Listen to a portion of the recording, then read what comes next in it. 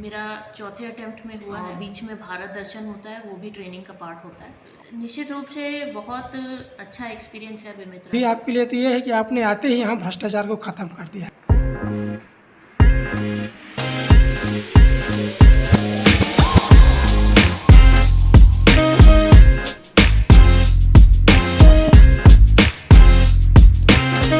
दोस्तों, आज हम आपको मिलवाने जा रहे हैं हमारे बेमेतरा अनुभाग के अनुभागीय अधिकारी सुश्री सुरुचि सिंह जी से।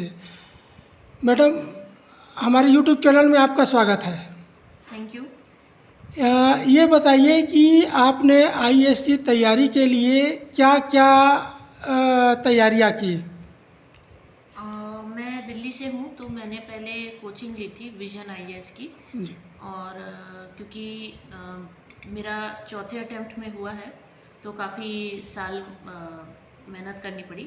तो उसमें एनसीईआरटी बुक्स, न्यूज़पेपर्स वगैरह पढ़ के मैंने तैयारी की है, और मैंने कोचिंग भी ली थी। कोचिंग कौन से कोचिंग इंस्टीट्यूट से आपने कोचिंग लिया था? मैंने विजन आईएएस इंस्टीट्यूट से। विजन आईएएस, जी जी।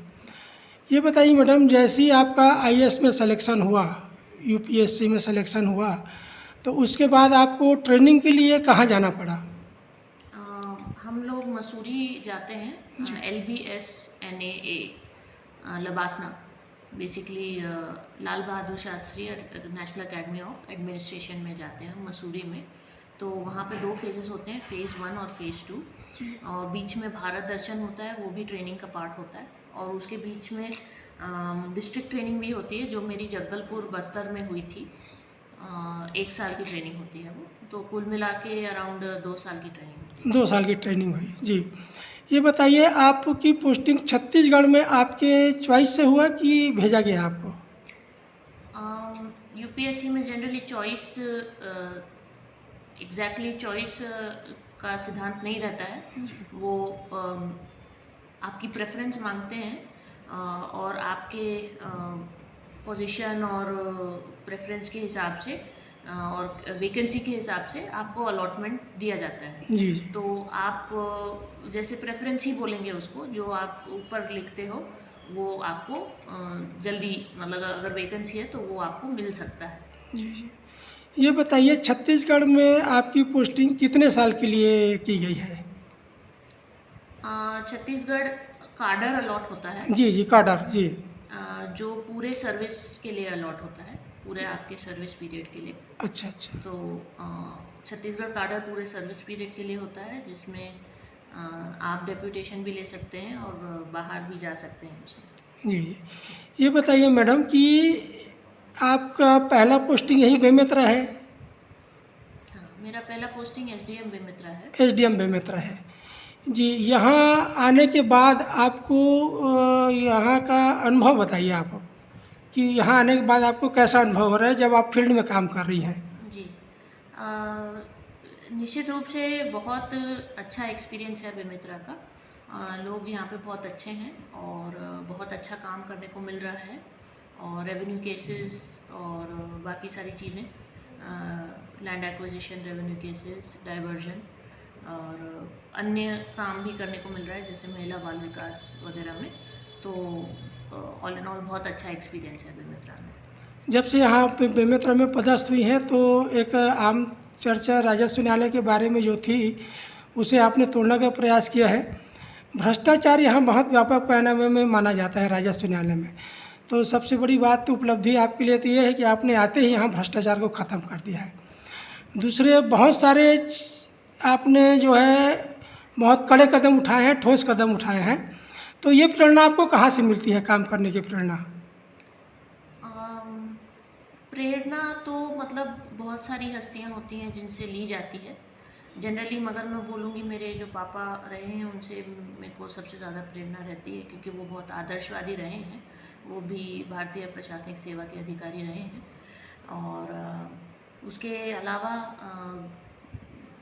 मतलब लोगों का सपोर्ट रहा, बहुत अच्छा यहाँ पे एक्सपीरियंस रहा मेरा, तो उसके लिए मैं आभारी हूँ। जी जी। ये बताइए मैडम कि आप एक राजस्व अधिकारी के रूप में काम करती हैं, है ना? और राजस्व न्यायालय में न्यायाधीश के रूप में काम करती हैं। तो दोनों भूमिकाएं में आपको क्या अंतर महसूस होता है कि न्यायालय में बैठने से और राजस्व अधिकारी की भूमिका दोनों में क्या अंतर महसूस करती हैं आप? जी, जनरली आईएएस ऑफिसर बहुत कम समय रहता है न्यायालय में, क्योंकि केवल एसडीएम और कलेक्टर राजस्व न्यायालय में रहते हैं और कमिश्नर, तो बहुत कम टाइम दे पाते हैं हम लोग। मगर यही है, उसमें सीखना बहुत ज़रूरी रहता है और उसमें तुलना की जा सकती है। मतलब जैसे हम नॉर्मल न्यायालय नहीं है, हमारा अराउंड 20 to 30% टाइम न्यायालय में रहता है और बाकी समय हम लोग फील्ड में रहते हैं और अन्य प्रशासनिक काम करते रहते हैं। तो उसमें यही मेरा अनुभव है कि उसमें पढ़ना लिखना बहुत ज़रूरी है। जी तो मेरा जो लॉ का ट्रेनिंग है उसमें काम आता है। जी। ये प्रत्येक सोमवार को जन चौपाल आपके द्वारा लगाया जाता है, तो जन चौपाल में आम आदमी किस तरीके से समस्याएं लेके आपके सामने आते हैं? जैसे जन चौपाल के समय और किसी भी दिन एक्चुअली प्रशासनिक अधिकारी का हमेशा जब भी वो उसमें ऑफिस में रहता है उनको आवेदन लेने चाहिए। और जब लेते हैं तो बहुत तरह के आवेदन आते हैं, अतिक्रमण के आते हैं, कभी कभी कोई समस्या होती हैं, पुलिस से रिलेटेड समस्या या फिर कुछ विभाग से रिलेटेड समस्या, वो सारी समस्या आती रहती है। जी जी। तो इनका निराकरण आप किस तरीके से करती हैं? तो डिपेंडिंग ऑन क्या आवेदन है और उसका अर्जेंसी और इम्पोर्टेंस क्या है, उस हिसाब से हम उसको मार्क करते हैं और उसको फॉलो अप करते हैं कि वो निपट जाए और टाइम से उसको रिलीफ मिल जाए। अभी आपको चुनाव प्रभारी बनाया गया है, तो चुनाव के संबंध से क्या तैयारियां चल रही हैं आपकी? जी, मैं बिमित्रा 69 की रिटर्निंग ऑफिसर हूँ, तो उसमें सारी हमारी तैयारी चल रही है। अभी ई रोल ऑलमोस्ट फाइनल हो गया है और उसका प्रकाशन होना बाकी है। 4 अक्टूबर को उसका प्रकाशन है, तो उसमें चुनाव में अच्छे से जुट के हम तैयारी कर रहे हैं। बेमेतरा विधानसभा क्षेत्र में कुछ मतदान केंद्र संवेदनशील माने जाते हैं, जैसे नांदघाट तरफ के हो गए या इधर आपके बालसमुंद इधर के हो गए। तो उन संवेदनशील मतदान केंद्रों में आप क्या व्यवस्था बनाने जा रही हैं? संवेदनशील मतदान केंद्रों में निश्चित रूप से एसडीओपी और मैं एसडीएम, सेक्टर ऑफिसर्स और सेक्टर पुलिस ऑफिसर्स वगैरह का दौरा रहेगा और हम निश्चित रूप से ये सुनिश्चित करने की कोशिश करेंगे कि सारे लोग अच्छे से और शांतिपूर्वक रूप से वहाँ पे मतदान दे सकें। जी जी, बहुत बहुत धन्यवाद। ये थी बेमेतरा अनुभागीय अधिकारी सुश्री सुरुचि सिंह जी। अगले इसमें किसी नए विषय को लेकर आपसे हम बातचीत करेंगे। मैडम बहुत बहुत धन्यवाद जो आपने कीमती समय निकाल के हमको दिया। धन्यवाद।